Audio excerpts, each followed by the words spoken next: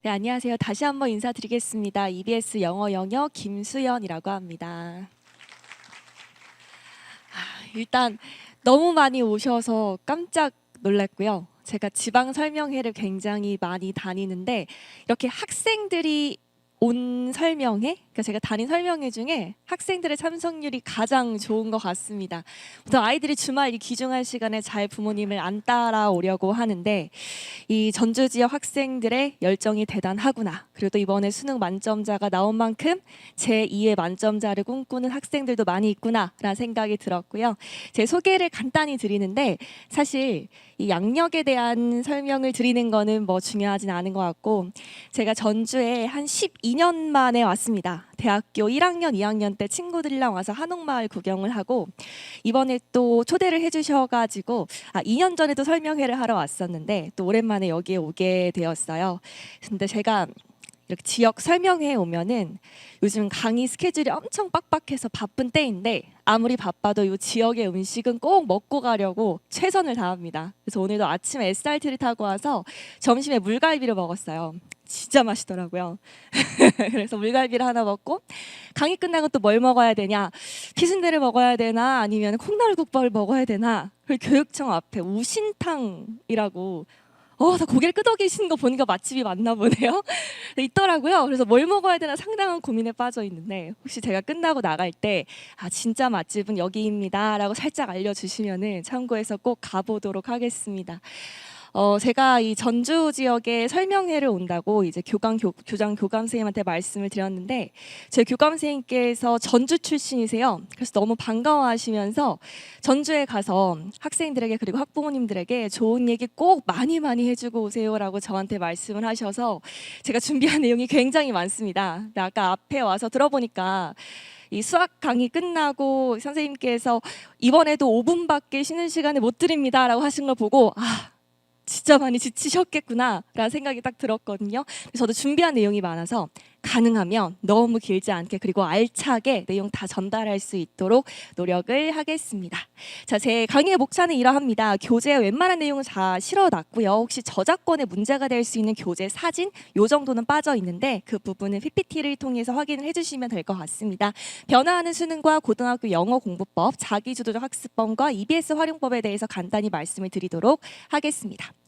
자, 일단 수능에 대해서 먼저 말씀을 드리고 싶은데, 아마 지금 영어까지 많이 남아 계신 이유는 사실 이번 수능에서 가장 화두가 되었던 게 영어입니다. 그렇죠?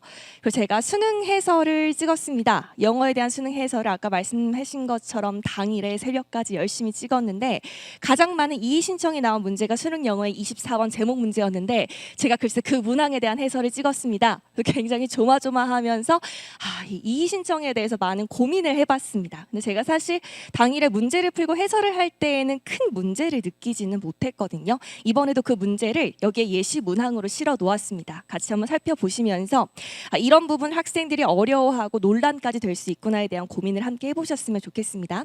자, 수능이 변화하고 있습니다. 대표적으로는 교육부에서 킬러 문항을 배제하겠다라고 발표한 이후로 수능의 변화 양상이 두드러지게 보여지고 있는 추세인데요. 일단 변화하는 수능의 목표, 교육부가 발표한 공식 자료에 따르면 이러합니다. 학생들 누구나 학원의 도움 없이 입시를 준비할 수 있도록 공정한 입시 체제를 구축한다. 너무 바람직하고 이상적인 말입니다. 이렇게만 되면 정말 한국의 교육은 멋지게 성장을 하겠지요. 근데 사실 현실적인 말은 아닌 것 같아요. 그래서 제 나름대로 해석을 더해 보자면은, 아이들 학교에서 열심히 공부를 했습니다. 선생님이 하라는 대로, 그리고 숙제까지 열심히 공부를 했어요. 근데 정석풀이로는 답을 찾을 수가 없습니다. 아니면 정석풀이를 적용했을 때에는 나는 10분이 걸리는데 학원 다니는 친구는 30초 안에 풀어요. 굉장히 잘못된 현상이죠. 그래서 이 현상을 바로 잡겠다라고 해서 수능이 변화하고 있구나라고 간단하게 이해를 해주시면 될 것 같습니다. 자, 그러면 처음에 킬러 문항이 배제된다라고 발표된 이후로 수능 되겠네, 애들 변별 어떻게 할 거야 라는 걱정이 가장 크셨어요. 수능이 쉬워지지 않았습니다. 이미 다 아셨을 거예요. 수능은 절대 쉬워지지 않을 거고요. 키워드는 이제 변별력 확보입니다. 이제 불수능이라든지 어려운 수능, 킬러 문항이라고 하는 워딩은 공식적인 자료에서 쓰시지를 않습니다. 그러면 이 학부모님들과 학생들이 어떤 교육 자료를 보실 때 이번 시험이 어려웠나 안 어려웠나를 살피시려면 변별력이라는 말을 살피시면 돼요. 변별력이 높았다, 변별력이 확보되었다란 말이 있으면 불수능 어려웠다는 거구나 라고 이해를 해주시면 되겠습니다. 일단 구체적으로 영어 1등급 비율에 대해 살펴볼 건데요. 영어는 아시다시피 절대평가입니다. 90점만 넘으면 1등급이 나오는 시험입니다. 상대평가인 타 과목은 1등급의 비율이 4% 정도로 정해져 있죠. 근데 영어는 일단 절대평가로 전환된 이후에 이상적인 1등급 비율이 7, 8%였습니다. 절대평가이니까 아이들이 좀 유리하게 가져갈 수 있는 과목이었죠. 근데 작년부터 1등급 비율이 어떻게 널뛰기를 했는지를 한번 보시면은 굉장합니다. 6월 모의평가에 1%대가 나왔어요. 진짜 어려웠습니다. 제가 이때 고3 담임하고 있었는데 아이들이 정말 멘붕에 빠졌어요. 왜냐하면 6월 모의평가 보고 대충 실력을 가늠해서 수시 원서 접수해야 되거든요. 그리고 수시 원서 접수할 때에는 최저에 대한 고민을 통해서 내가 이 최저를 맞출 수 있는가 없는가까지 고민을 진지하게 해야 하는 시기인데 글쎄 영어 1등급 비율이 1%가 나왔다 어마어마한 거지요. 그치? 100명 중에 한 명이 1등급 맞았다 이 소리입니다. 그래서 그 당시에 굉장히 영향력이 컸어요. 영어 어려워지겠구나. 근데 지금 와서 어떻게 준비하지? 굉장한 혼란에 빠졌는데 이런 혼란을 본 평가원이 글쎄 9월 모의평가는 11%대로 출제를 합니다. 아이들은 또다시 멘붕에 빠졌어요. 널뛰기. 그래서 수능의 난이도는 어떨 것인가? 한 중간 정도가 나오지 않을까라고 예측을 했고 예측이 맞았습니다. 한 6%대가 나왔어요. 그러면 올해 수능이 이제 관건이었는데 자 올해 1등급 비율을 조금 더 구체적으로 3월부터 살펴보도록 하겠습니다. 자 올해 3월에는 4%대가 나왔고요. 그 다음 5월 학력평가도 4%대가 나왔습니다. 그러고 나서 6월 모의평가 19%. 엄청나죠. 지금 3월과 5월은 교육적 주간입니다. 근데 수능은 평가원이 냅니다. 수능을 주관하는 평가원이 있는 모의평가가 1년에 2번이 있는데 6월과 9월이 있어요. 그 6월 모의평가가 19%. 어마어마하죠. 전국 비율이고요. 이 전국에서 1, 2, 3등급 누적 비율은 53%입니다. 엄청나요. 솔직히 영어 선생님으로서 좀 원망스러웠습니다. 어떻게 하라는 거지? 이제 애들 수업 안 듣겠다. 이런 생각이 가장 먼저 들었거든요. 자, 그런 다음에 9월 모의평가. 어렵게 나왔습니다. 19%에 이어서 9월 모의평가는 다시 4%대로 사실 비율상으로만 절대적으로 따지면 15% 정도가 준 건데 널뛰기가 너무 심합니다. 그렇죠? 그리고 대망의 수능입니다. 이번에 불영어다라고 해서 영어에 대한 뉴스 기사를 굉장히 많이 보셨을 겁니다. 자, 전국적인 사태였잖아요. 아이들한테 엄청나게 영향도 많이 끼쳤고요. 이번에 수능 1등급 비율이 3%였습니다. 근데 놀라운 게 뭐냐면요. 1, 2, 3등급의 누적 비율은 높았다는 겁니다. 43%였어요. 그 얘기는 1등급을 평소에 맞았던 친구들이 2, 3등급대로 많이 떨어졌고 7, 80점대를 맞기는 쉬운 시험이었다. 하지만 90점을 넘기기는 힘든 시험이었다. 그럼 아이들이 영어를 잘하던 아이들도 네다섯 문제를 틀린 겁니다. 네다섯 문제에서 미끄러지는 바람에 78점, 79점, 88점, 89점으로 아쉽게 2등급, 3등급을 받았다라고 하는 건데 대표적으로 저희 학교의 사례를 말씀을 드리면은 우리 아까 6월 모의평가가 19%가 1등급이었잖아요. 그리고 누적 비율이 50%대였는데 저희 학교가 그냥 서울에 있는 일반 고등학교입니다. 일반 학생들이 다니는 일반 고인데 이 6월 모의평가 때 1, 2, 3등급 누적 비율이 70%가 넘었어요. 엄청나죠? 잘하는 줄 알았어요, 저희 애들이. 네, 이번 수능에서는 1등급이 전교에서 8명 나왔습니다. 굉장히 많이 줄어드는 거고 최저에 엄청 타격 미쳤죠. 우리 아이들 논술도 쓰고 학종도 쓰고 최저가 아직 많이 살아있는데 최저 충족을 못한 친구들이 굉장히 많았다라는 말씀을 드려요. 아무튼 제가 말씀드리고 싶은 거는 널뛰기입니다. 이거는 원망스럽긴 하지만 우리 아이들도 다가오는 수능에서 마음의 대비를 해야 하는 부분이에요. 내년에도 6월 모의평가, 9월 모의평가, 수능까지 널뛰기가 될 겁니다. 근데 널뛰기를 하는 이유는 이 시험을 출제하는 기관이 우리를 놀리고 싶어서가 아니라 아이들의 수준을 가늠하기 위해서 하는 거거든요. 올해 아이들의 수준은 어떤가 쉽게도 한번 내보고 굉장히 어렵게도 한번 내보고 그래서 그 중간지음으로 수능의 난이도를 맞추려고 어느 정도의 준비 과정을 거치는 거다라고 생각을 해주시면 될 것 같고요. 아마 올해 수능, 다가오는 수능에서도 6월, 9월 모의평가 수능 때까지 난이도의 널뛰기는 우리가 어느 정도 예측을 하고 마음의 대비를 해야 된다라는 말씀을 먼저 드릴게요. 자, 그럼 대표적으로 아이들이 무엇을 많이 틀렸는가를 한번 살필 건데요. 지금 오답률 탑 7까지를 가지고 왔습니다. EBS에 나와 있는 자료를 바탕 바탕으로 한 거고요. 보시면은 아이들이 맨날 어려워하는 것들, 오늘은 아이들이 많이 왔으니까 공감을 해줄 것 같은데 빈칸, 순서, 삽입, 아이들이 항상 많이 틀리는 유형에 해당하지요. 근데 제가 이 초록색으로 네모칸을 친 유형들은 조금 특이합니다. 보시면은 21번, 24번 앞부분에 있는 독해, 쉬운 거 그쵸? 주제를 묻는 문제들인데 지금 오답률이 굉장히 높아요. 그 다음에 특이했던 것이 작년 수능에서는 오답률 7등이 15번. 학생들은 아시죠? 듣기입니다. 듣기. 네, 그 듣기가 오답률 7등에 60% 넘었어요. 이따가 문제 보여드릴 거거든요. 자, 그 다음에 올해도 보시면은 올해 같은 경우에는 마찬가지 초록색 네모칸만 한번 보시면 지금 다른 문항들은 다 똑같은 빈칸 순서 삽입이에요. 근데 나머지 것들은 21번, 24번 함축 의미 추론과 제목 유형이 또 들어가 있고요. 그 다음에 눈에 띄는 게 40번 요약문입니다.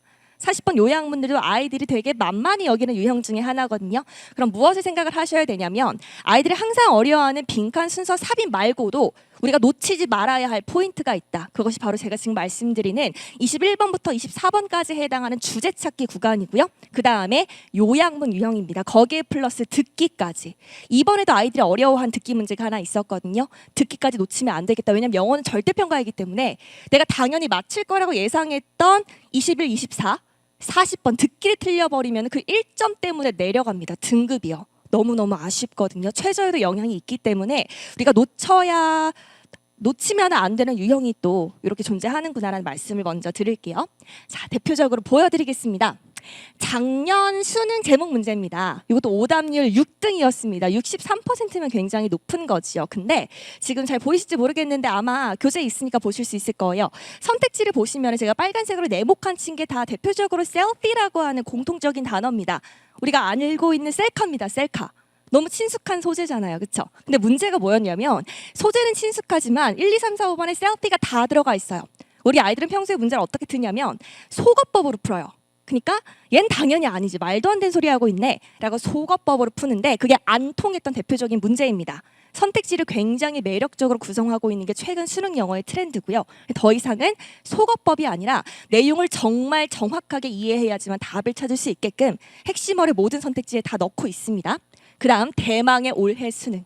이 신청이 가장 많았던 그 논란의 문제입니다. 오답률 4등 76%예요. 엄청나게 높았습니다. 자, 소재가 뭐였냐면 컬처테인먼트였습니다. 이 소재 자체에 대해서 논란이 굉장히 많았던 걸로 기억을 합니다. 원 저자랑 실제 수능본 학생이 메일을 주고받은 내용도 굉장히 화제가 됐었죠. 저도 그 메일의 내용을 다 읽어보긴 했었는데 사실 컬처테인먼트라고 했을 때 처음 들으신 앉아 계신 학부모님들도 예상을 하실 수 있을 거예요. 컬처 플러스 엔터테인먼트구나. 맞죠? 문화 플러스 오락입니다. 그래서 어찌 보면 이 단어는 처음 봤을지라도 예측은 할 수 있는 단어였어요. 근데 문제가 뭐였냐면 이 컬처테인먼트라고 하는 소재를 굉장히 신선한 관점으로 접근한 게 문제가 되었던 것 같습니다. 우리 컬처랑 엔터테인먼트가 섞였다라고 하면은 굉장히 긍정적인 이미지가 들어요. 좋을 것 같습니다. 문화의 오락이 더해진 거니까요. 근데 답이 되었던 2번을 보시면은 casual soul이라고 해서 돈 아니면 영혼 이라고 하는 비유적인 표현이 나옵니다. 그래서 이 글쓴이가 말하고자 했던 거는 뭐냐면 컬처테인먼트라고 하는 것이 돈만 좇으면 안 된다. 이익을 추구하는 것이 아니라 그 지역의 정체성을 보여줘야 되고 영혼을 담아야 된다. 이 얘기를 담고 있는 지문이었습니다. 근데 이 컬처테인먼트라고 하는 소재만 봤을 때 이것이 돈을 쫓고 이윤을 추구하는 이미지를 연결시키기가 힘들었던 겁니다. 근데 이것이 이번 수능에서 대표적으로 보여줬던 출제 방향입니다. 친숙한 소재를 신선한 관점으로 접근하는 거예요. 여기에 대한 대비도 필요할 것 같고요. 그 다음 빈칸 가겠습니다. 작년 수능 빈칸 문제인데요. 오답률 2등이었습니다. 지금 답을 선택한 비율을 보시면은 5번이 정답인데 24%를 골랐고요.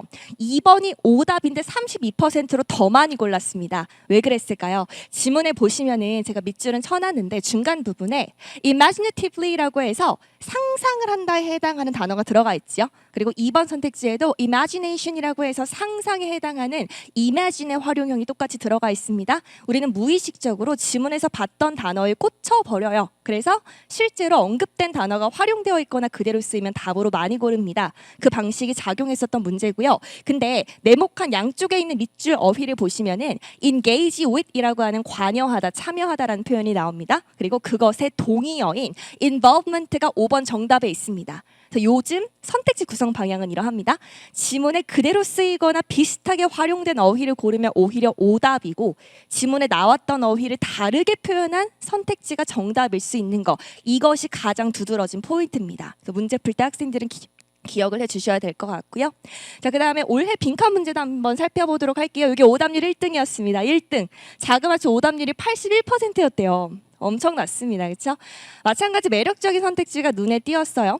지금 보시면은 지금 반응률을 보시면은 2번 선택지는 32%, 4번 선택지는 18%. 이번에는 반응률이 더 많이 차이가 납니다. 4번이 정답이었거든요. 보시면은 첫 번째 줄에 어떠한 이야기가 나오냐면 고객들한테 기회를 줘야 되는데 디자인에 반응할 수 있는 기회를 줘야 된다라고 해서 쓰인 어휘의 일치성을 한번 보셔요. 첫 번째 문장에 제가 확대해 놓은 부분이랑 지금 아이들이 많이 고른 2번 선택지랑 굉장히 비슷한 어휘가 많이 쓰여 있죠. opportunity에 해당하는 기회라든지 draft new design, 디자인에 해당하는 내용, 첫 번째 문장에서도 디자인에 해당하는 내용. 그래서 반복되는 어휘의 그럴듯한 조합, 여전히 수험생들이 많이 고른 것입니다. 근데 4번 선택지를 보시면 무슨 얘기가 나오냐면 글쎄 사람들로 하여금 디자인 과정에 의견이 반영될 수 있도록 해야 된다라고 해서 같은 내용을 갖다가 마찬가지 다른 표현들로 나타내고 있습니다. 선택지의 대표적인 구성 방법이고요.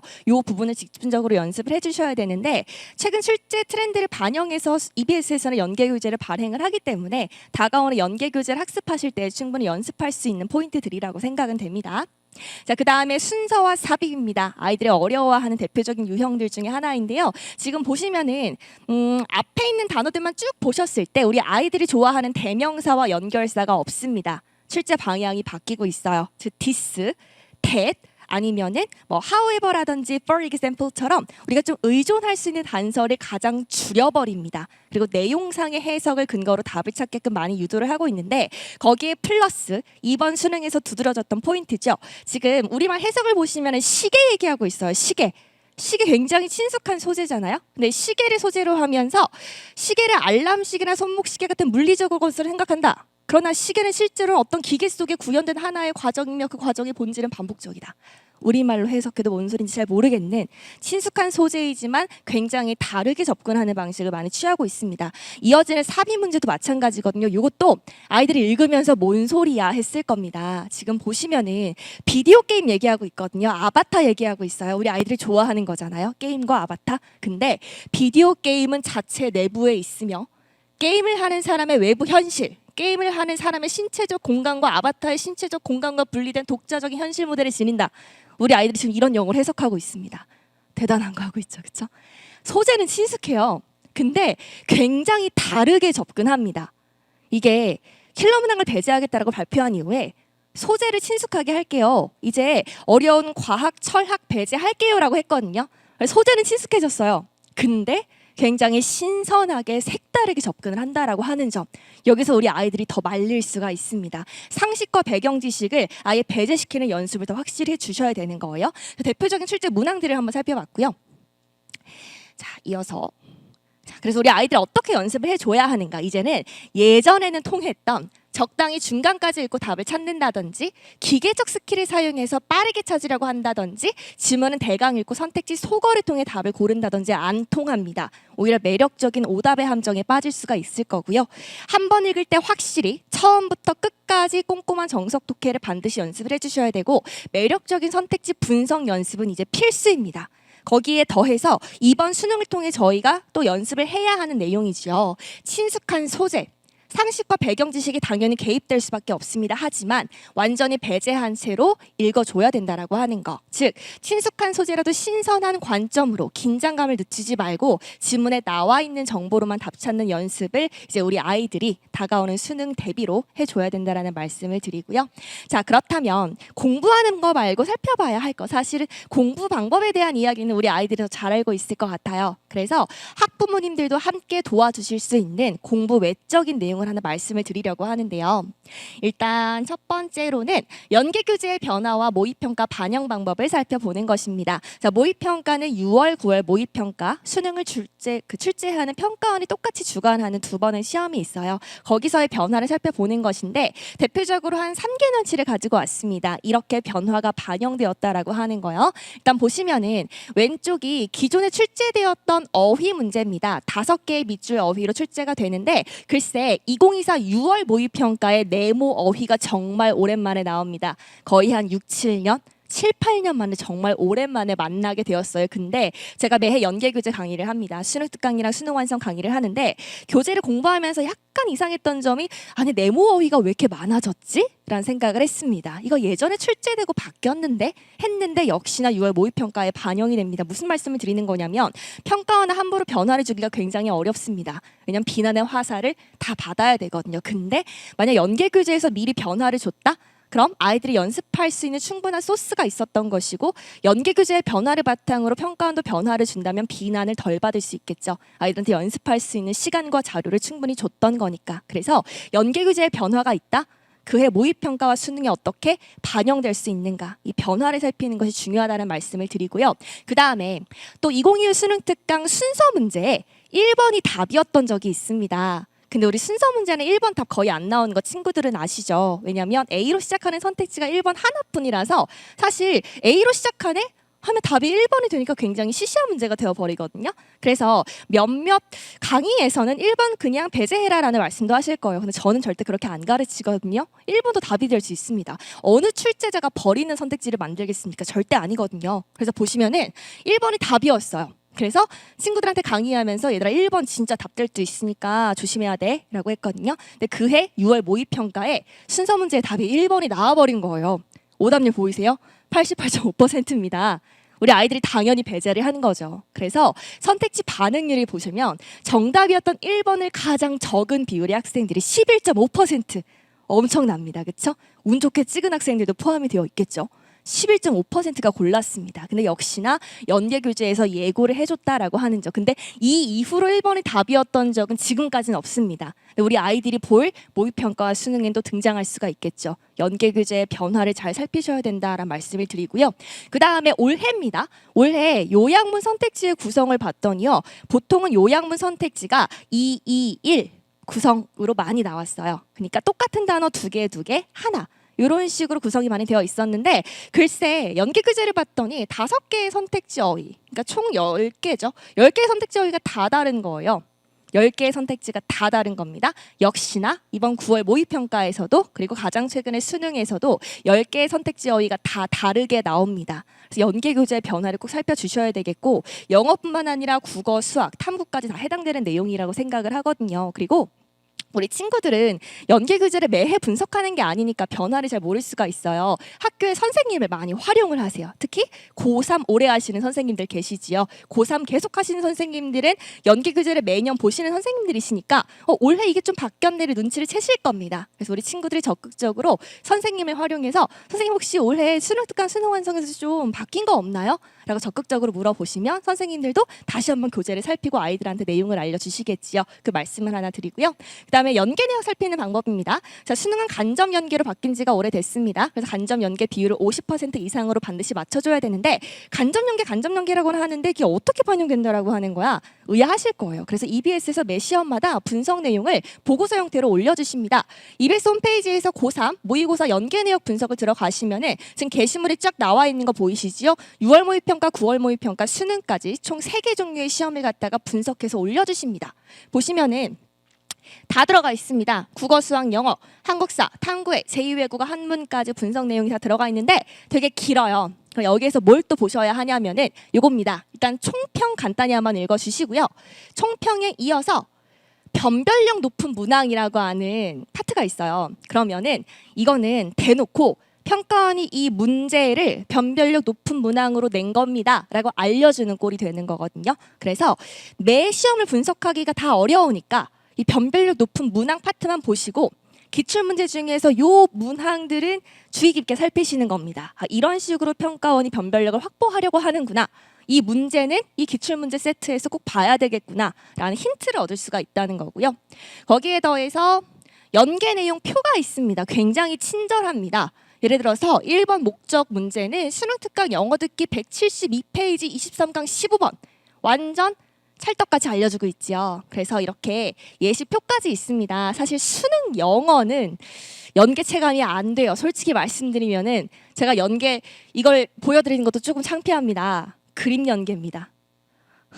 웃음이 나오죠, 그렇죠? 지금 보면은 기차가 있고 뭐 사람이 있고 테이블이 있고 이거를 들었으면 표현이 익숙하니까 실제 수능에 나왔을 때에도 아이들이 체감이 되지 않을까 하는 게 수능 영어의 연계입니다. 그래서 수능 영어는 사실 연계가 도움이 됩니다가 아니라 질적으로 보장된 문제들이고 평가원의 감수를 받은 것이고 평가원은 실제로 변화를 반영하니까 풀라는 거지 영어는 간접 연계가 실제 체감이 많이 된다의 느낌은 아니기는 해요. 근데 다른 과목들은 다를 겁니다. 특히 국어 같은 경우에는 아이들이 실제 연계 체감을 많이 느끼고는 하거든요. 저희 표랑 예시 문항을 통해서 이렇게 연계가 되는구나를 한번 살펴봐 주시면 좋을 것 같고요.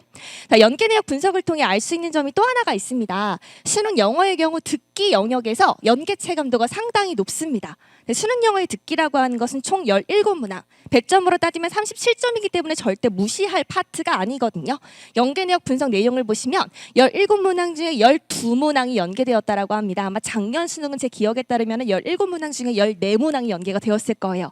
거의 다 연계가 되는 거지요. 그 얘기는 과목마다 수능 영어의 듣기 같은 영역이 있을 것이다. 그러니까 점수가 잘 안 나오는 우리 하위권 학생들이 요 파트만 좀 연계 교재로 대비를 해도 쉽게 가져갈 수 있는 점수 영역이 있을 것이다 라는 말씀을 드리는 거고 수능 영어에서는 듣기가 해당이 되겠지요. 그래서 수능 특강 영어 듣기 수능 완성 실전 모의고사 있는 듣기 요 파트만 좀 풀어주시면은 듣기는 연계 체감이 좀 되거든요. 나오는 어휘 표현이 어느 정도 고정되어 있어서 그래서 요거는 내가 확실하게 가져갈 수 있겠다를 생각을 해주시면 될 것 같습니다.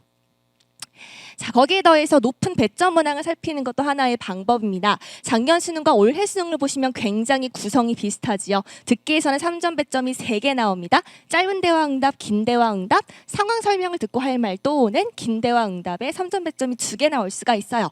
독해 같은 경우에는 21번 또는 23번 또는 24번 같은 페이지에 있는 주제 찾기 구간이거든요. 거기에서 하나 또는 2개 3점 나오고요. 공통점은 어휘, 빈칸, 빈칸 순서 삽입 똑같이 3점이죠. 그리고 41번에서 42번에 해당하는 작문 파트에서도 한 개는 3점으로 나옵니다. 계속 어휘가 3점으로 나오다가 이번 수능에서 오랜만에 제목이 3점으로 나왔어요. 이걸 같이 한번 체크를 해주시면은 우리 아이가 이 파트는 제대로 정말 열심히 공부를 해야 되겠구나. 항상 3점으로 출제되는 고정된 유형들이 있구나라는 걸 알 수가 있으실 거예요. 자, 연계 교재도 확인하시면 좋은데 수능 영어 같은 경우에는 연계 교재가 총 4권입니다. 수능 특강 영어, 수능 특강 영어 독해 연습, 수능 특강 영어 듣기랑 수능 완성 영어까지 골고루 반영이 되니까 연계 교재도 과목마다 한번 살펴주시고요. 자, 이제 본격적으로 고등학교 영어 공부법에 대해서 말씀을 드리도록 하겠습니다. 자, 고등학교 영어 모의고사에 대해서 먼저 말씀을 드릴게요. 제가 이 내용을 말씀드리면은 학부모님들은 처음 듣는 내용이다라고 반응을 해주시는 경우가 많더라고요. 왜냐하면 우리 아이들이 보는 시험에 대해서 뉴스로는 자주 접하는데 실제 시험지를 들여다보신 적은 잘 없으시잖아요. 우리 아이들이 이런 영어를 풀고 있습니다. 시험 시간은 70분입니다. 마킹 시간 5분 빼고요. 별표 치고 못 푼 문제 다시 보는 시간 5분을 제외하면은 지금 요 정도의 시간이 남는데 듣기가 보통 20분 정도 방송이 나오거든요. 그럼 우리 아이들이 독해를 풀 수 있는 시간은 40분입니다. 단순 나누기를 해보면 독해 한 문항당 1분 20초에서 1분 30초 굉장히 짧은 시간 안에 한 문제를 풀어야 하는 계산 결과가 나옵니다. 자, 구체적으로 봤을 때 듣기부터 살펴보시면은 지금 3점 배점이 대표적으로 이렇게 나온다라고 아까 줄글로는 말씀을 드렸습니다. 이렇게 많이 나오는 경향이 있고 이번 시험에는 특이하게 긴 대화 응답이 3점 2개로 나왔어요. 그 얘기는 듣기에서 요 유형들은 항상 아이들이 많이 어려워하는구나. 듣기 공부를 전 유형 다 하지는 않더라도 얘네는 좀 해줘야 되겠구나 라는 깨달음을 또 얻을 수가 있겠고요. 특히 6번 계산 문제는 학년이 올라갈수록 상당히 까다로운 계산을 요구를 합니다. 영어 플러스 수학이잖아요. 얼마나 복잡하겠습니까? 근데 학년이 올라가서 3월, 5월, 6월, 9월이 되면은 뭐 할인을 받았다가 갑자기 카드를 넣었다가 포장을 했다가 포장백에 넣었다가 하나를 더했다가 뺐다가 난리를 칩니다. 굉장히 어려워지거든요. 계산 문제 대비를 해줘야 되겠고요. 그 다음에 또 주의해야 할 구간이 이거예요. 10번에서 11번으로 넘어가는 구간입니다. 10번은 딱 보니까 되게 만만해 보이죠. 표입니다. 표. 표에서 대화를 듣고 X하고 X하고 X 해가지고 남아있는 거 하나. 옆에 친구가 샤프 샤각하면은 아 이거구나. 눈치껏 답을 고를 수도 있는 굉장히 만만한 문제예요. 그러다 보니까 답이 일찍 나와버리면 아이들이 넘어가서 독해를 풉니다. 독해를 풀다가 띵동하고 11번으로 넘어오려는 찰나 11번은 짧은 대화의 응답이기 때문에 티키타카가 굉장히 적어요. 안녕, 안녕, 반가워, 끝나거든요. 그래서 우리 아이들이 들어야지라고 했다가 놓쳐버리는 경우가 상당히 많습니다. 그래서 부탁드리고 싶은 거는 10번에서 11번으로 넘어가는 구간은 아무리 몸이 간질거리더라도 독해로 절대 넘어가지 마시고 주의를 해주셔야 되고 그 시간에 선택지 분석을 먼저 해주셔요. 그래야지만 절대 놓치는 거 없이 11번 잡을 수가 있고요. 11번 3점 배점으로 많이 출제가 된다 했습니다. 근데 이 3점 무시할 게 아니라 우리 어려워하는 빈칸 문제도 3점이잖아요. 똑같은 3점입니다. 가치가 똑같아요. 그래서 절대 무시하지 마시고 10번에서 11번 넘어가는 구간은 정신을 똑바로 차리고 잘 들어줘야 되겠구나. 요걸 또 하나 얻어가시고요. 자, 그 다음에 올해 수능에서 오답률 15등을 했던 듣기 문제를 하나 보여드릴게요. 지금 오답률이 45%면 절대 무시할 게 아니거든요. 보시면은 요거 3점 배점이었고 짧은 대화의 응답이었습니다. 근데 제가 우리말 해설을 좀 가지고 왔는데 요 정도의 대화 길이에요. 마지막에 남자가 뭐라 그러냐면 저 놀이공원만 직행버스가 있어. 20번 버스가 바로 가라고 했어요. 그래서 우리 아이들이 정답 다음으로 많이 고른 선택지가 3번인데 거기에서 버스 얘기가 나옵니다. 그러니까 짧은 대화의 응답이기 때문에 대화를 정확하게 캐치를 하지 못하고 마지막에 남자가 하는 말에 버스가 2번 나오니까 버스와 관련된 선택지를 고르게 되는 되게 나도 저럴까? 라고 생각을 하게 되겠지만 실제 수능 시험장에서는 머리가 하얘질 수도 있고 당황할 수도 있거든요. 그런 친구들이 25%나 있었다라고 하는 겁니다. 듣기도 절대 무시할 파트가 아니고요.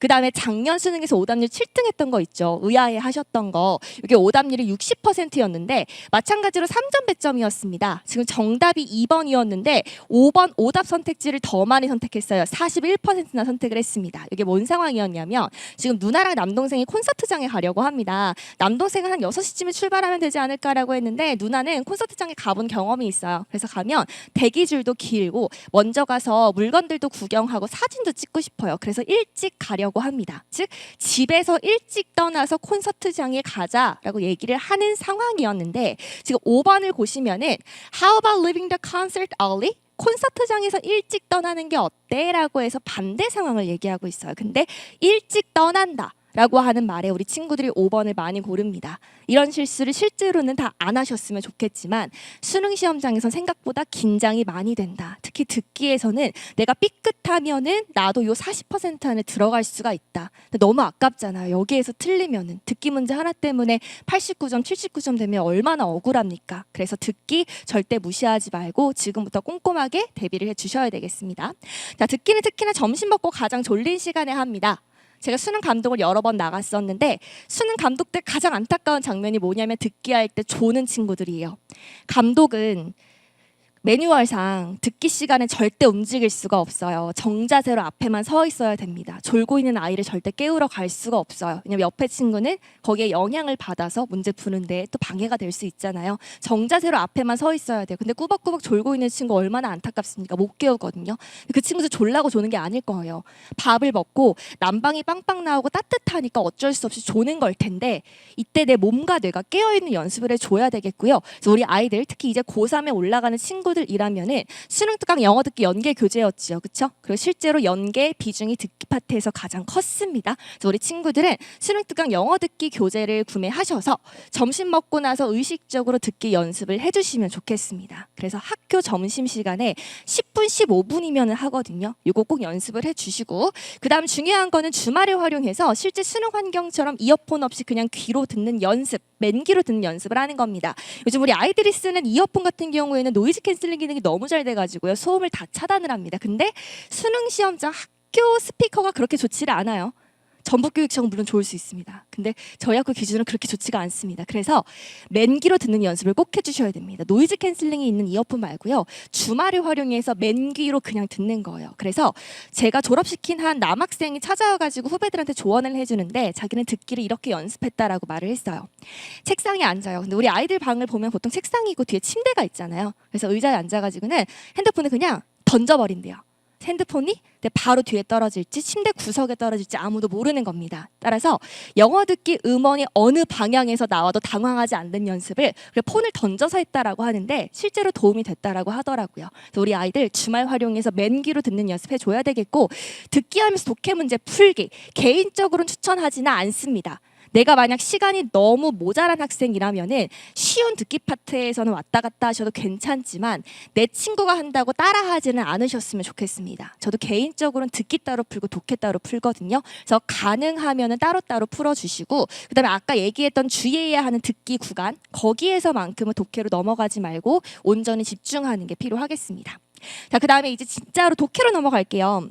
독해 같은 경우에는 유형에 대한 설명을 다 해드리려면 몇 시간이 필요하기 때문에 간략하게만 짚고 넘어갈 건데요. 일단 앞에는 다 파랗죠. 쉬운 구간입니다. 저는 빠정답 구간이라고 얘기해요. 빠르고 정확하게 답을 찾아서 나머지 문제를 위한 시간을 확보하는 구간이다라고 얘기를 하는데, 문제가 얘예요. 21에서 24번까지 우리 아까 오답률 표에서 초록색 네모칸이 21번과 24번에 많이 되어 있던 거 기억하시죠? 어려워지고 있습니다. 특히나 킬러문항 배제가 발표된 이후에 이 구간의 난도를 높여버렸어요. 그래서 우리 아이들이 실제로 이 구간에서 많이 난항을 겪고 시간을 빼앗기고 긴장감이 올라갑니다. 그래서 이 구간에 대한 대비가 더 꼼꼼하게 필요해졌다라는 말씀드리고, 이 구간에 대한 연습도 기출문제 연기교재 풀이를 통해서 꼭 잡아주셔야 되겠습니다.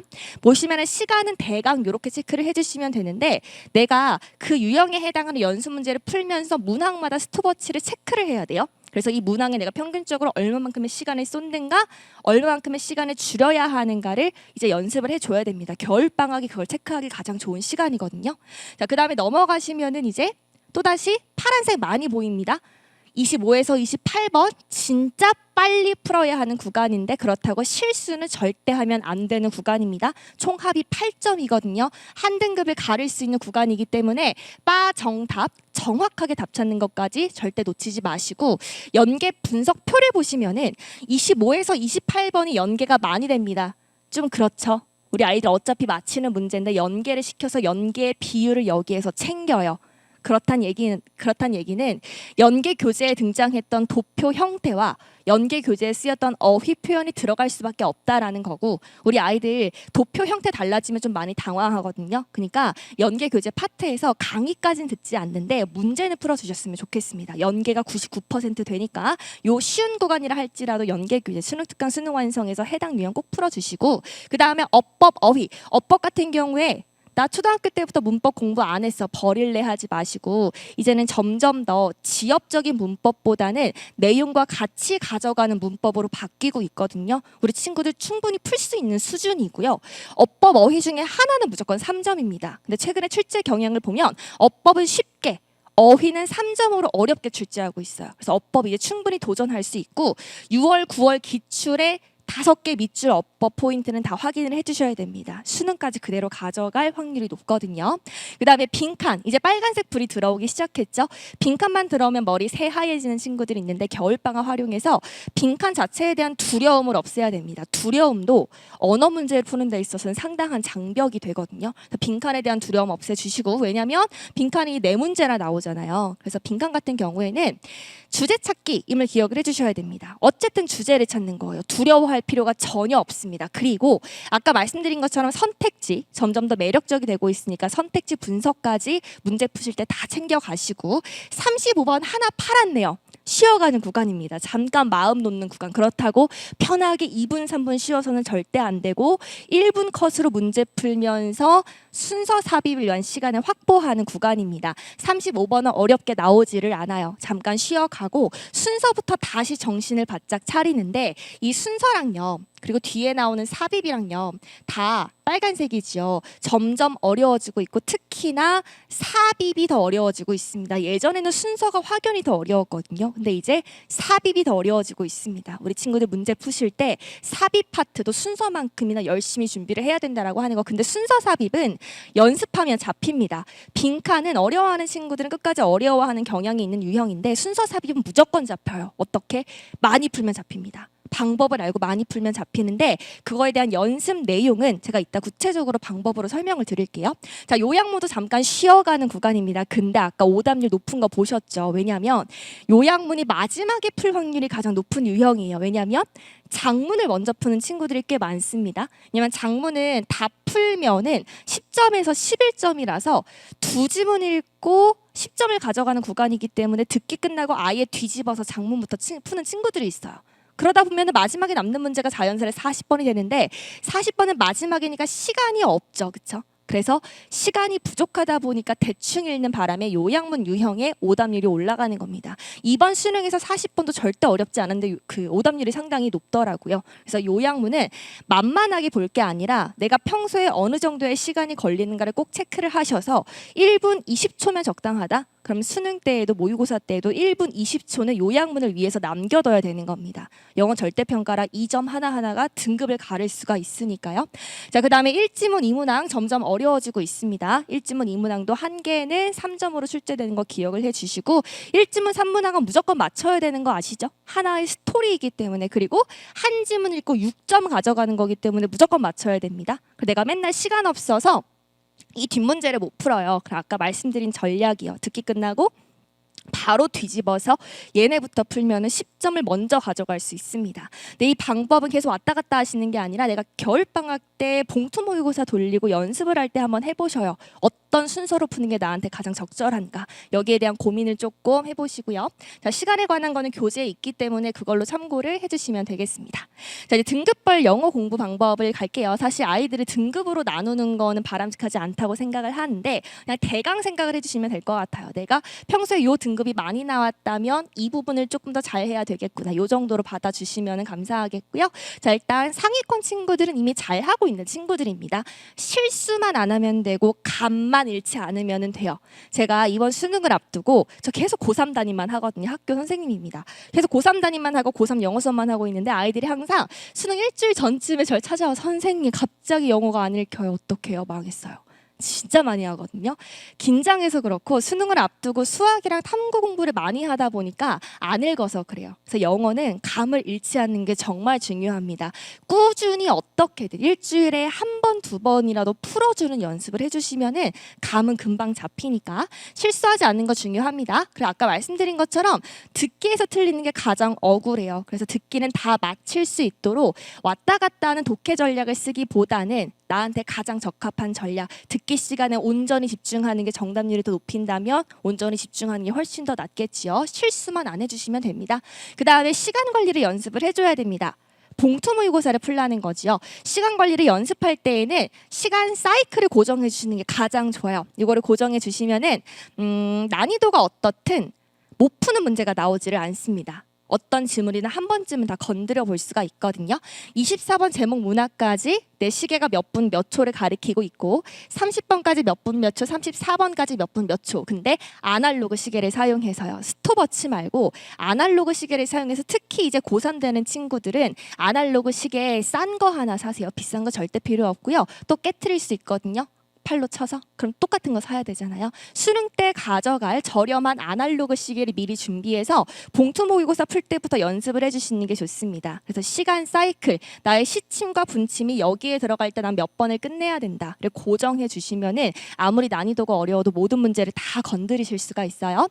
자, EBS 봉투 모의고사를 소개를 드릴게요. 제가 EBS를 소개드리는 이유는 단 하나입니다. 물론 제가 EBS에서 강의를 하고 있음도 있지만 강의가 공짜잖아요. 그래서 돈 필요 필요 없이 교재만 구입하시면은 내가 힘든 문제 나왔을 때 언제든 공짜로 도움받을 수 있어요. 강의가 무료이기 때문에 소개를 드리는 거고요. 제가 봉투 모의고사 강의도 거의 다 했습니다. 문제를 풀어봤다는 얘기고 문제의 질이 괜찮습니다. 그 수능의 변화 트렌드를 잘 반영하고 있어요. 그래서 봉투 모의고사를 소개를 드리면 보통은 한 4월 즈음부터 이제 봉투 모의고사 시리즈가 나옵니다. 그래서 요 커리로 봉투 모의고사 풀면서 실전 감각을 유지를 해주시면 될 것 같고요. 그 다음에 중위권 친구들, 아마 가장 많은 고민이 있는 친구들일 겁니다. 이 친구들은 맨날 틀리는 유형이 있을 거예요. 머리가 하얘지는 유형이 있을 거고 대표적으로는 빈칸 순서 삽입 어휘 어법일 겁니다. 많이 풀어봐야죠. 해당 유형만 모아놓은 교재가 필요할 겁니다. 왜냐하면 다른 유형이 다 들어가 있는 교재 같은 경우에는 안 풀고 넘어가는 아까운 구간이 많잖아요. 그래서 이 유형만 모아놓은 문제집을 또 소개를 드리면요.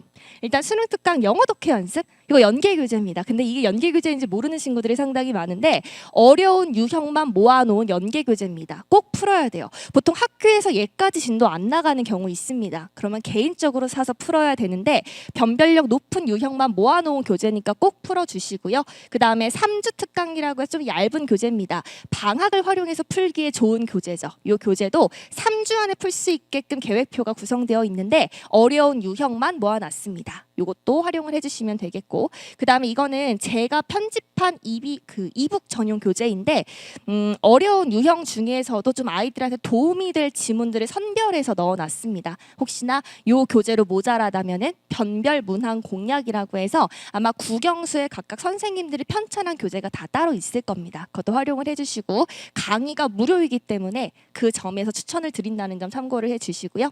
그 다음에 또 이러한 교재가 있습니다. 우리 고1, 고2, 고3 친구들 각 학년별로 활용할 수 있는 교재고 출간된 지가 얼마 안 됐습니다. 제가 이번에는 고2 영어 독해 강의를 지금 찍고 있고 곧 완강을 앞두고 있는데 이게 어떤 교재냐면 아까 제가 5단들 탑 7 보여드렸잖아요. 그 문제만 수록해 놓은 교재예요. 그래서 기출 교재 사시면 너무 두껍잖아요. 근데 기출 문제 중에서 오답률이 높은 문제만 수록해 놓은 교재입니다. 하루 6개 25일 구성으로 되어 있어요. 방학 한 달 동안 활용하기 되게 좋은 교재니까 좀 어려운 문제 연습하고 싶다 하는 친구들은 이 교재를 활용을 해주셔도 될 것 같습니다. 학년별로 구성되어 있고요.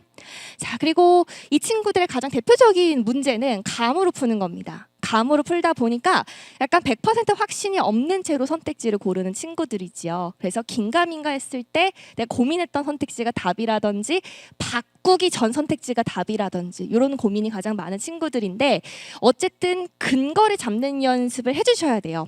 이거는 필수입니다. 내가 근거를 제대로 잡았는지 알 수 있는 방법은 강의를 통해 선생님이 근거 잡는 거랑 비교를 해보는 거죠. 근데 다행인 건 EBS가 강의가 무료니까요. 연계교재 공부를 하시다가 내가 이 문제 약간 애매해. 내가 감으로 풀었는지 모르겠어 하는 친구들은 그 문제만 강의 딱 도움 받으셔서 아 근거가 이거였구나 선생님의 풀이 과정이랑 비교를 해보시면서 근거를 바탕으로 답 찾는 연습 꼭 해주셔야 되겠고 스톱워치로 아까 문제풀이 시간 유형별로 기록을 해야 된다라고 말씀을 드렸죠. 그래서 제가 아까 앞에 표로 보여드린 몇 분 몇 초 그 구간대에 들어올 수 있도록 시간을 계속 깎아내는 연습을 해주셔야 됩니다. 유형별로 스톱워치로 시간 체크하는 것도 잊지 마시고요. 자, 그 다음에 하위권 친구들 아마 어휘가 가장 고민인 친구들일 건데요. 자, 이제 여기에서 우리 아이는 하위권이 아니야. 나는 하위권이 아니야 라고 생각을 하실 수가 있는데 한번 이 단어들을 보시면 좋겠습니다. 이 단어들이 이번 수능에서 밑줄 어휘로 출제된 거 요약문 선택지에 들어가 있었던 어휘들이에요. 무조건 알았어야 하는 어휘들이죠. 혹시 내가 이 중에 모르는 게 한 개라도 있다? 그럼 어휘 공부를 조금은 더 해주셔야 되는 겁니다. 그래서 어휘를 한번 쫙 살펴보시면서 이 어휘 약간 긴가민가한데 하는 친구들은 수능에 출제됐던 특히 밑줄 선택지로 출제됐던 어휘니까 내가 어휘 공부가 좀 필요하겠구나를 체크하는 기준이 되셨으면 좋겠습니다. 자, 어휘는요. 하루도 빠짐없이 매일매일 30분 이상 습관을 들이는 게 좋습니다. 하루에 2시간, 3시간 빼는 공부가 절대 아니에요. 못하고요. 2시간 외워봤자 금방 까먹습니다. 반복 학습이 가장 중요한 파트가 어휘고요. 단어장은 다 좋아요. 지금 요즘 교재가 얼마나 다 좋습니까? 단어장은요. 사실 모든 단어장에 필수어휘가 다 들어가 있어요. 그래서 새로 살 필요가 없어요. 집에 단어장 한 권씩은 다 있으시잖아요. 다 외웠잖아요. 그쵸? 앞에 부분만 너덜너덜 하잖아요. 그래서 그 단어장 그냥 외우시면 돼요. 아니면 새로 사고 싶다면 내가 가장 끌리는 거 있죠. 표지가 이쁘다. 안에 디자인이 괜찮다. 좀 끌리는 단어장 한 권만 딱 고르시면 됩니다. 딱 한 권 정해서 아침에 일어나서 10분, 점심 먹고 10분, 자기 전에 10분, 특히 이동 시간 활용하는 게 가장 좋은데 자투리 시간 활용해서 짧은 시간 많은 반복의 고효율 학습을 진행해 주시는 게 좋고요.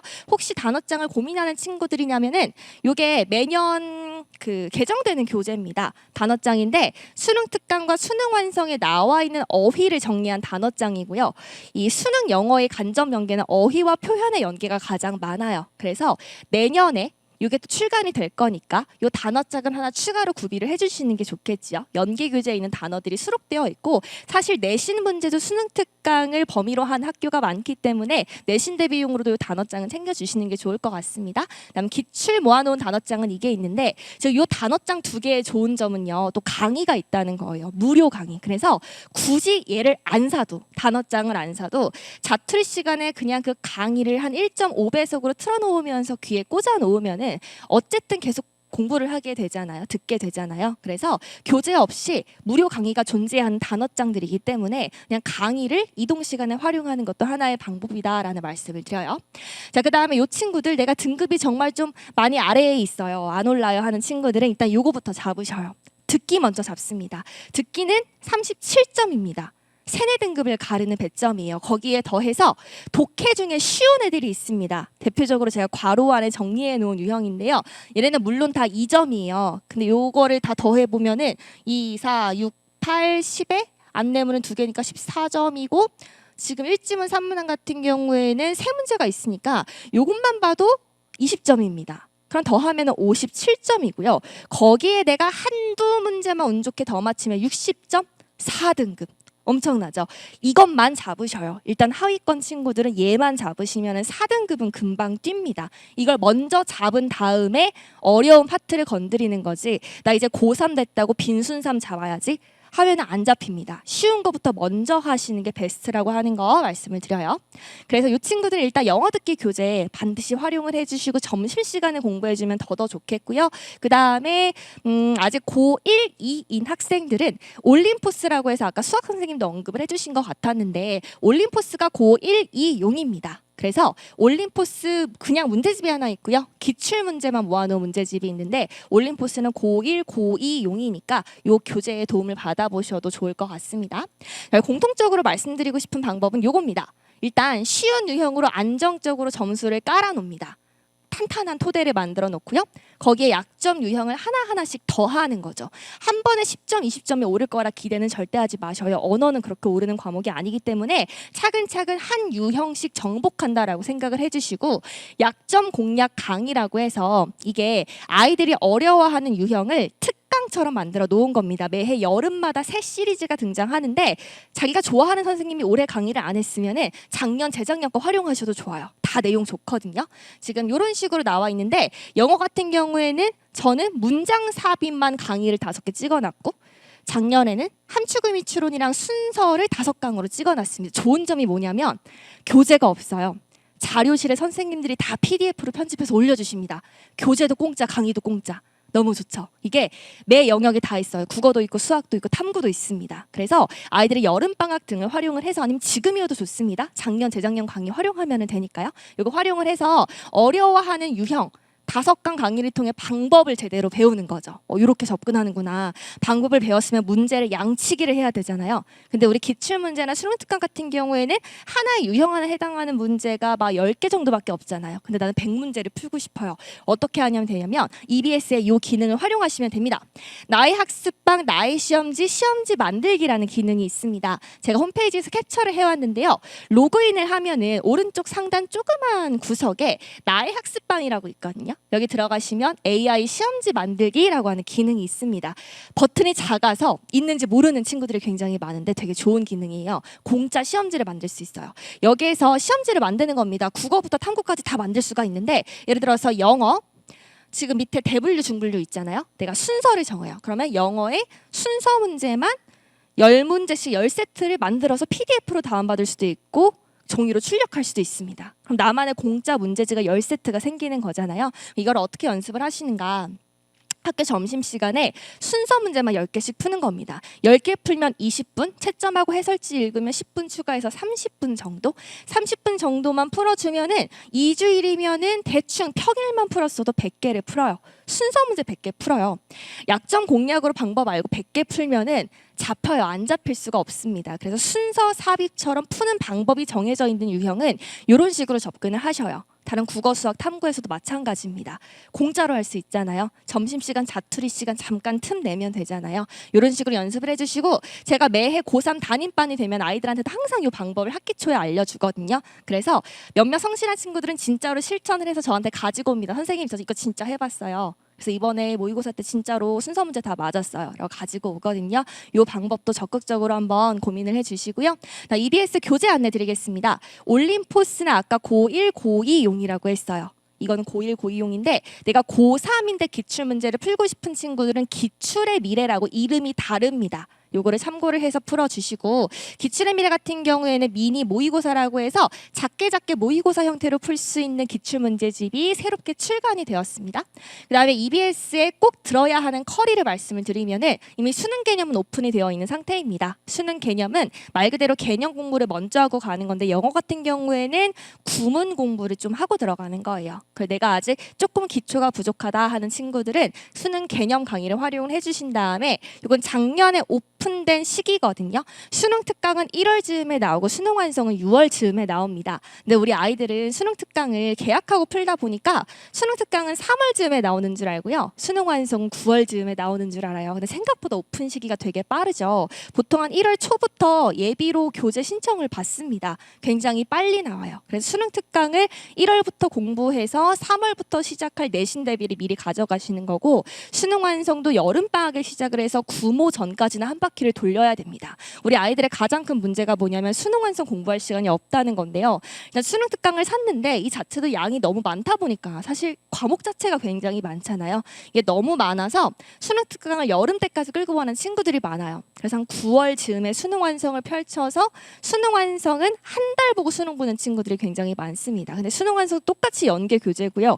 연계 분석표를 보시면 수능 완성도 비중이 절반 정도 차지가 되거든요. 그래서 수능 완성 공부 시간 확보를 해주셔야 됩니다. 특히나 작년에 영어가 수능 완성이 되게 어렵게 나왔어요. 제가 매해 연계교재 강의를 한다고 말씀을 드렸잖아요. 수능 완성이 너무 어렵게 나온 거예요. 수능 완성 어려운 거 보고 제가 아이들한테 야 수능 완성 어렵다. 큰일 났다. 수능 영어 어렵게 나온다. 라고 말을 했습니다. 왜냐하면 지금 6모까지는 수능 완성이 연계가 되지 않죠. 그 다음에 9모 수능에서 수능 완성 연계가 시작이 되는데 이 어려운 수능 완성을 연계할 수 있게 됐다라고 하는 것은 어렵게 출제할 근거가 생기는 거거든요. 그래서 수능 완성이 더 어렵게 출제가 된다. 그럼 수능도 어려워질 가능성이 높으니까 이 공부 시간을 여름방학부터 챙겨주셔야 된다라고 하는 거 말씀을 드립니다. 자, 거기에 더해서 수능 연계 교재는 아까 계속 반복해서 말씀을 드린 겁니다. 총 4권이 있습니다. 물론 표지는 달라지겠죠. 아마 곧 EBS에서 수능 특강 표지 아마 투표가 되고 있나 끝났나 할 거예요. 표지 지금 정하고 있으니까 한번 투표도 해보시고 총 4권입니다. 그리고 거기에 더해서 사용설명서라고 하는 교재가 또 있어요. 요거는 물론 돈 주고 사기는 해야 되는데요. 사용설명서를 말씀드리는 이유는 내신 대비하는 친구들 때문에. 그리고 내신 대비를 하는데 딱히 학원 도움을 안 받는 친구들 요거 보면은 진짜 친절합니다. 문장별로 끊어읽기, 구조분석, 문장별 해석에 내용 마인드맵의 어휘 정리까지 되게 친절하게 되어 있어요. 보통 학원에서 지문별 분석집 주잖아요. 그게 그대로 여기 있는 겁니다. 그래서 이런 교재도 있구나. 혹시 필요한 친구들은 참고를 한번 해보셔도 좋을 것 같고요. 자, 이어서 자기주도적 학습법 갑니다. 제가 너무 달리고 있죠. 이 자기주도적 학습법은 제가 영어랑은 별개인데 제가 춘천 사람이에요. 강원도에서 초중고를 나오고 운 좋게 상경을 해서 이제 서울의 대학을 다니게 된 케이스인데 강원도에 다니면서 학원 과외를 안 받고 혼자 공부를 했습니다. 자기 주도 학습을 한 거지요, 그렇죠? 그 과정에서 EBS 도움도 굉장히 많았고요. 그리고 지금 교직 생활을 10년 넘게 하고 있는데 교직 생활을 하면서 아이들을 보면서 느꼈던 점 이런 식으로 공부를 해야 되겠구나. 어찌 보면 되게 당연한 소리고 잔소리인데 너무 당연하다 보니까 우리 고등학교 아이들한테 좀 말해줄 타이밍이 없더라고요. 그래서 제가 느낀 바와 아이들을 10년 동안 지도하면서 느낀 경험으로 그냥 우리 아이들은 또 잔소리 하는구나 라고 생각을 해주시면 될 것 같습니다. 자, 일단 순 공부 시간 기록이 굉장히 중요합니다. 특히 이제 고2, 고3 되는 친구들은 이 습관을 한번 들여보시는데, 순 공부 시간은 학원, 과외, 인강 빼고요. 내가 진짜 공부하는 시간, 내가 손을 움직인 시간을 기록을 해주는 겁니다. 타이머를 이용해주는 게 좋습니다. 다이소에 가면 4,000원, 5,000원이면 살 거예요. 요거 하나 구매를 하셔서, 그러니까 문제별 풀이 시간도 체크를 하시고 그날 하루 동안의 공부 시간도 체크를 하시는 거죠. 그래서 타이머를 통해서 순 공부 시간 기록을 하셨으면은 이렇게 가는 겁니다. 내가 만약에 오늘 3시간을 했어요. 그럼 다음 날은 3시간 10분, 그 다음 날은 3시간 20분. 하루에 딱 10분씩만 눈 딱 감고 더하는 거예요. 그러면 내가 최대로 어느 정도로 확보할 수 있는가 한계치가 나올 겁니다. 내가 만약 학원 과외가 많아요. 그래서 하루에 5시간이 최대예요. 그럼 5시간 하시면 되는 겁니다. 내 친구랑 비교할 게 아니라 내가 그날 할 수 있는 최대치의 시간을 딱 정해놓고 꾸준히 하시면 되는 거예요. 그래서 오늘까지만 놀까 금지, 쉬는 시간은 딱 15분. 그 다음에 추천드린 방법이 타이머 사진으로 인증을 하는 방법인데, 우리 SNS 많이 하시죠? 그래서 그 인스타그램에 들어가시면 공스타그램이라고 검색을 하면 순 공부 시간을 사진 찍어서 자랑해 놓은 게시물이 되게 많아요. 보면 10시간, 11시간이 있는데 다 뻥입니다. 절대 못 나와요. 10시간, 11시간은 절대 나올 수가 없습니다. 절대 안 돼요. 저도 나름 끈떡지게 공부를 해본 사람인데 나오기 정말 쉽지 않습니다. 정말 밥 10분 먹고 잠자는 시간 빼고 다 공부만 해야 나올 수 있는 시간이에요. 그래서 그런 거에 현혹되지 마시고 내가 할 수 있는 한계치를 정하자라고 하는 건데, 내 핸드폰에 갤러리를 만들어서 하루하루 성장하는 걸 기록으로 남겨도 좋고요. 아니면 그 SNS에 공스타그램을 하셔도 좋고요. 아니면 친구들이랑 단톡방 같은 거 만들어 서로 인증하는 방법도 괜찮고, 아니면 어플 같은 것도 있어요. 자기의 순 공부 시간 찍어가지고 기록하는 어플 같은 것도 있으니까 어쨌든 나의 꾸준한 성장을 기록으로 남겨가면서 해보시면 좋겠고, 그렇다고 또 부모님이 검사하는 건 좀 안 좋은 방법인 거는 같아요. 우리 아이들은 자율적으로 맡겨주시면서 이렇게 한번 해보면 어떨까라고 제안을 해주시면 좋을 것 같습니다. 자, 그 다음에 가장 중요한 게 단순함입니다. 고3 돼서 특히 여학생들 단순한 사고를 연습을 하셔야 돼요. 이게 남학생, 여학생을 구분하려고 하는 게 아니라 어찌 보면은 저도 생각이 되게 많거든요. 어쩔 수 없는 것 같아요. 근데 이 생각이 한번 꼬리에 꼬리를 물기 시작하면은 나를 계속 구렁텅이로 빠져들게만 하죠. 우울한 생각은 해서 좋을 게 한 개도 없더라고요. 아이들 고3, 3월에 상담할 때 제일 많이 하는 게, 선생님, 저 지금 한다고 될까요? 늦은 거 아닐까요? 저 재수는 막 이런 말을 3월에 해요. 절대 쓸데없는 생각입니다. 해서 도움이 될 게 1도 없는 생각이에요. 그래서 제가 아이들한테 해주는 말은, 이런 나쁜 생각이 들 때마다 그냥 말 그대로 잡생각 이라고 머리에 3글자 띄우고 날려라라고 하거든요. 도움이 한 개도 안 됩니다. 친구랑 비교하는 것도 도움이 안 되고, 나를 자책하는 것도, 후회하는 것도 아무 도움이 안 되기 때문에 단순한 친구가 장기전을 잘 하더라고요. 그래서 단순한 생각이 반드시 필요하다라고 하는 거. 우리 아이들한테 추천하는 방법은 그냥 하자. 딱히 방법이 없잖아요. 그냥 해야 되잖아요. 그냥 하자란 단순한 마음가짐, 그리고 20초의 용기라고, 제가 아마 학생 때, 어릴 때 영화관에 가서 본 영화인데 이 장면이 진짜 인상 깊었습니다. 찾아보니까 요 캡처본이 있어서 가지고 왔는데, 아들이 할까 말까 굉장히 망설이고 있었어요. 그때 아빠가 이런 조언을 해주십니다. 때론 미친 척하고 딱 20초만 용기를 내볼 필요도 있어. 진짜 딱 20초만 창피해도 용기를 내는 거야. 그럼 장담하는데 멋진 일이 생길 거야 라고 하시거든요. 요 말을 한 맥락이 뭐냐면, 아빠가 결혼 전에 엄마를 처음 만났을 때 너무 한눈에 반해가지고 말을 걸까 말까 하다가 20초의 용기를 내서 말을 걸어서 결혼을 한 거예요. 잘 됐죠. 그래서 20초의 용기라고 해서 제가 이걸 보고 인상 깊어가지고 일상생활에서 많이 활용을 하려고 합니다. 저도 사람인지라 공부하기 싫고 수업 준비하기 귀찮을 때도 있고 빨래하기, 설거지하기 다 귀찮을 때가 있는데, 마음속으로 20초를 세요. 20초 안에는 내가 일어나서 책상에 앉으리라. 단순한 마음가짐을 실천할 수 있는 방법이더라고요. 그래서 속으로 20초를 세면서 20초 안에는 내가 어쨌든 몸을 움직이리라 라고 하는데, 통하더라고요. 매번 통하는 건 아닌데 정말 너무 하기 싫을 때는 이 단순함이 몸을 움직이게 하는 힘이 될 수 있다라는 생각이 들어서 이 방법을 하나 가지고 왔습니다. 제일 중요한 거는 잘 자고 잘 먹는 것 같습니다.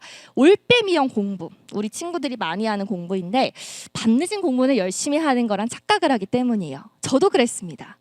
낮에는 신나게 놀고 집에 와서 방문을 열고 센치하게 공부를 하죠. 귀에다가 딱 이어폰 꽂고 스탠드 켜고 열심히 예민하게 공부를 하고 있으면 엄마가 눈치를 보시면서 과일 줄까? 주스 줄까? 하면서 방문을 여셔요.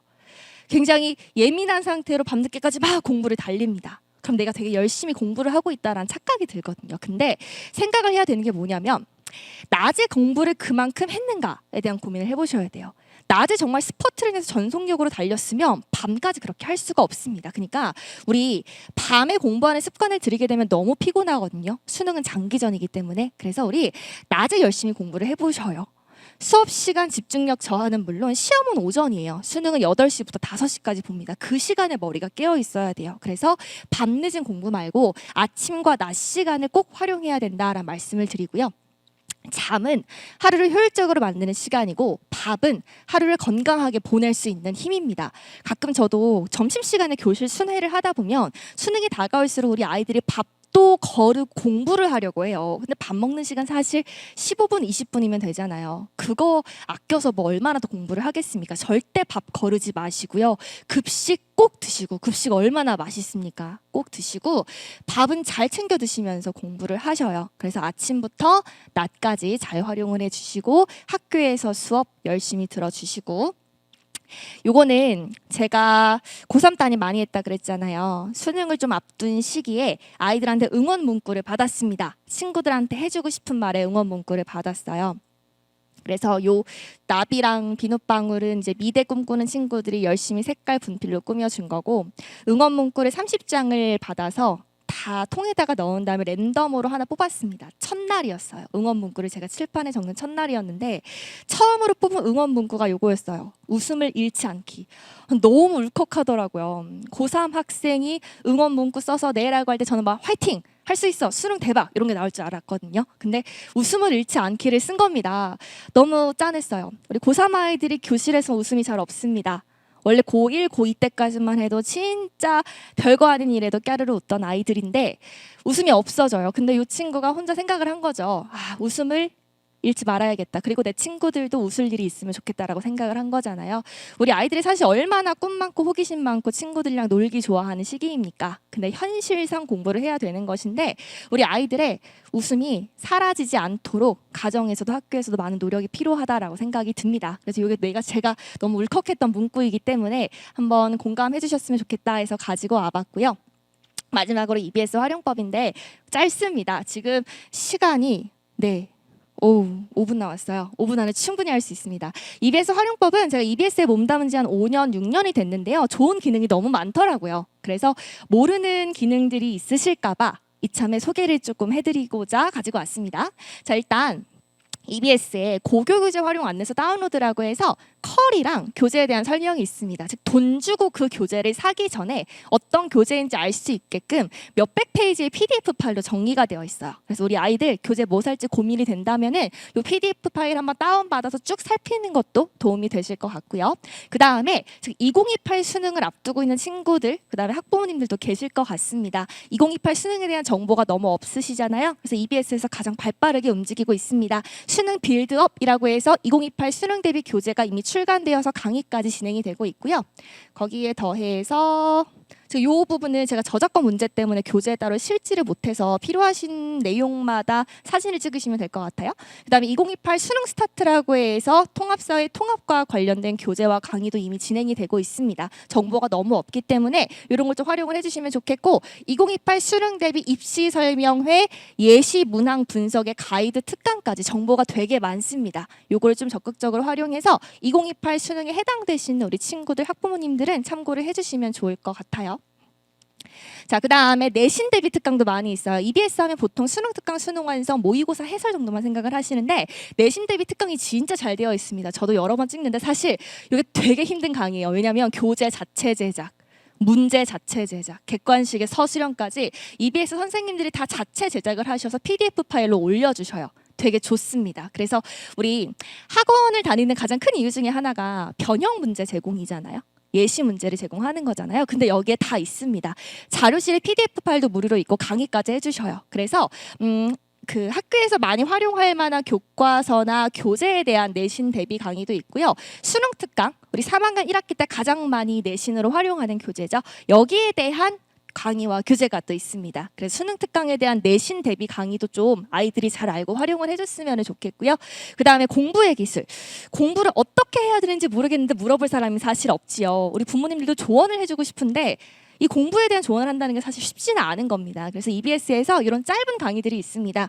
뭔가 공부는 하기 싫은데 유튜브나 영상 보긴 조금 찔릴 때 한 7, 8분 정도 되는 공부의 방법에 대한 강의입니다. 요거를 좀 적극적으로 활용해 주시면 될 것 같고요. 국어부터 탐구까지 다 나와 있어요. 아니면 조금 더 구체적인 강의, 30분짜리 강의는 과목별 고득점 전략이라고 해서 또 나와 있습니다. 이런 공부 방법에 대한 강의도 있다라고 하는 거. 그 다음에 입시에 관련된 것도 상당히 많이 올라오고 있습니다. 매년 입시 제도가 바뀔 때마다 각 전형별 지원 전략에 대한 강의 있으니까 이것도 활용을 해주시고요. 논술도 있습니다. 논술. 제가 논술에 대한 걸 설명드리는 이유는 논술은 학원을 다녀야 준비할 수 있어요라고 생각하는 친구들이 많은 것 같아요. 근데 EBS에도 논술 강의가 대학별로 다 있습니다. 기역으로 시작하는 가천대부터 히읗으로 끝나는 한양대까지 다 있어요. 기출 강의가 다 있고 좋은 게 뭐냐면 첨삭이에요. 무료입니다. 무료. 물론 선착순이에요. 다 해줄 수는 없으니까. 그래서 이게 올해 거는 이제 끝났고 내년에도 열릴 거예요. 한 5월 즈음에 처음 첨삭이 오픈됐던 걸로 기억을 합니다. 네, 5월 22일이라고 되어 있네요. 논술 첨삭 무료로 제공이 됩니다. 그래서 강의 공짜로 듣고 거기서 나오는 숙제 한 다음에 여기다 올리면은 논술 선생님이 첨삭까지 다 해주시니까 이 기능도 좀 잘 활용을 해주셨으면 좋겠고요. 면접도 있습니다. 이제 수시 지원 다 끝나고 한 9월, 10월, 11월부터 면접이 시작되는 학교들이 있습니다. 수능 이후에 가장 많기는 하지요. 면접 관련해서도 가이드, 기출 분석 특강이 있으니까 면접도 여기에서 무료 강의로 도움을 받으시고요. 경찰대 사관학교 준비하는 친구들도 있지요. 경찰대 사관학교에 해당하는 강의도 있으니까 이것도 또 무료로 강의에 도움을 받으시면 좋겠습니다. 그다음 기출 문제에 필요한 친구들 우리 그런 네이버 포털 같은 데에 검색하면 막 평가원 들어가서 압축 풀고 되게 복잡하잖아요. 여기에 굉장히 그 뭐라 그럴까요? 그 잘 되어 있습니다. 딱 연도 클릭하고 시험 클릭하고 과목 클릭하면은 과목별 문제 정답 해설지 다 PDF로 깔끔하게 다운받을 수 있고 문제마다도 바로 강의로 연결될 수 있는 링크도 있어요. 그래서 굉장히 깔끔한 플랫폼이니까 이 기출 문제도 활용을 해주시면 좋을 것 같고요. 이제 겨울 방학이잖아요. 겨울 방학에 우리 아이들 어떻게 공부를 해야 되는가 아이들도 학부모님들도 걱정이 되신다면은 이번에 새롭게 올라온 공지사항이 있더라고요. 그래서 하나 가지고 왔습니다. 공지사항에 예비 고1, 고2, 고3까지 어떤 게 도움이 됩니다라고 가이드가 나와 있으니까 이것도 확인을 해주시면 될 것 같고 그다음에 아까 말씀드린 수능 개념입니다. 이 수능 개념이 매년 그 개정이 되는데 지금 수능을 위한 스타트다라고 생각을 해주시면 될 것 같아요. 이미 수능 개념은 오픈된 상태니까 대표적으로 윤혜정 국어 선생님 나비 효과가 이 수능 개념입니다. 그러한 시리즈가 지금 과목별로 진행되고 있다라고 하는 거. 겨울 방학을 위한 강의니까 공부를 어떻게 시작해야 될지 모르겠어요 하는 친구들은 활용을 해주시고 저는 오른쪽에 있는 구독 런이라고 해서 영어 개념 강의를 지금 거의 완강을 찍었는데 관심 있는 친구들도 한번 살펴주시면 될 것 같고요. 그다음 이번에 새롭게 EBS에서 하는 게 2022 개정. 즉 고1, 2 학생들을 위한 수능 개념이 새롭게 나왔습니다. 변화하는 수능을 반영한 개념 교재예요. 이것도 새롭게 출간이 된 거니까 관심 있는 친구들 겨울방학에 공부 이걸로 시작하면 좋겠다 한번 또 살펴보시면 될 것 같습니다. 자 이제 마지막으로 몇 가지 재미있는 이야기만 하고 끝낼게요. 자 서울대 의예과 수석 합격생이 이런 글을 SNS에 썼습니다. 독서실에 마지막까지나마 공부를 한다. 참 웃기는 일이었다. 내가 제일 공부를 잘하는데 내가 제일 열심히 한다. 좀 재수가 없죠, 그렇죠? 이게 사실 저도 좀 재수 없는데 공감은 된다라고 생각을 했던 게 엉덩이 싸움입니다. 어쨌든 고등학교 수험생활을 하는 데 있어서 할 수 있는 거는 엉덩이 오래 붙이기밖에 없다고 생각을 해요. 딱히 뾰족한 수가 없잖아요. 그래서 어쨌든 엉덩이 싸움, 길게 하는 거, 오래 하는 거. 그 지구력을 기르고 장기전을 하는 연습을 해야 되겠다라는 생각이 들고요. 공부는 힘들다. 힘들어야 성적으로 변한다. 이 당연한 사실을 대부분의 수험생은 모르고 공부를 쉽게 하는 법을 알고 싶어서 난리다. 공부는 어려운 겁니다. 저도 공부를 꽤 해봤지만 너무 어려웠어요. 제가 지금까지 이렇게 공부를 하는 삶을 살지는 몰랐는데 지금도 어렵더라고요. 근데 우린 지금 다 쉽게 하는 법을 알고 싶어 하잖아요. 근데 어려운 싸움이라 생각합니다. 우리 지금 여기 앉아있는 친구들 그리고 다른 밖에 있는 모든 수험생들도 다 같이 어려운 싸움을 하고 있구나라고 생각을 해주시고요. 문제집을 사라. 그리고 틀려라. 더 많이 틀리고 더 많은 오답 정리를 한 학생이 공부를 오래 한 거다. 옆자리에 멍하니 공부한 학생보다 많이 했다면 쉬어라. 시험은 틀리는 거라 생각을 합니다.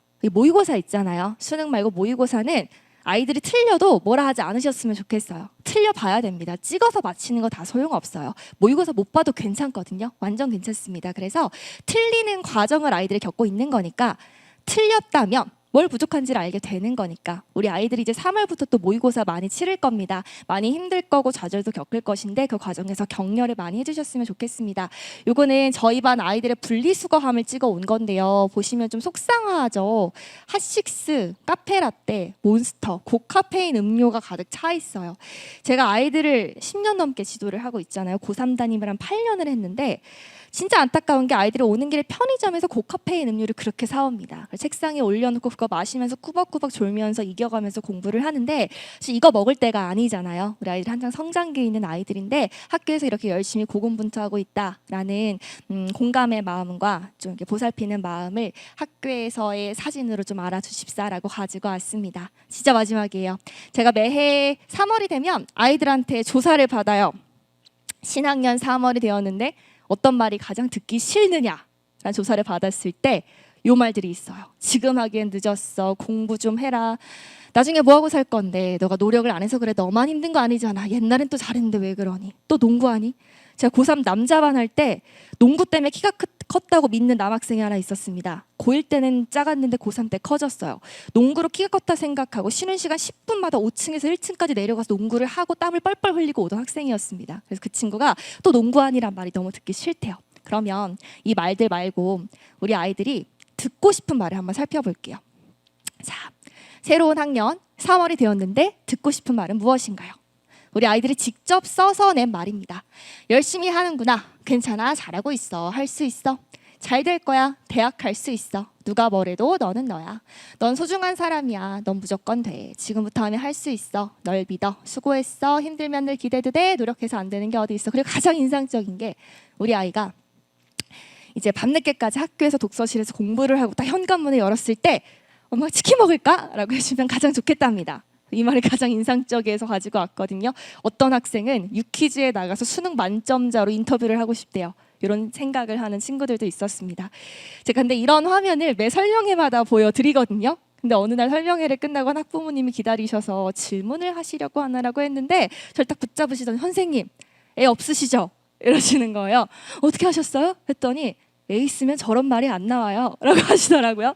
제가 아직 자녀가 없어서 이런 화면을 보여드리는 거일 수도 있겠으나 우리 아이들의 속마음은 이러하다라고 합니다. 집에 가서 많이 해주시고 저도 학교에서 이런 마음으로 열심히 지도하도록 하겠습니다. 긴 시간 들어주셔서 너무너무 감사하고요. 비 오는 길 조심히 들어가시길 바라겠습니다. 감사합니다.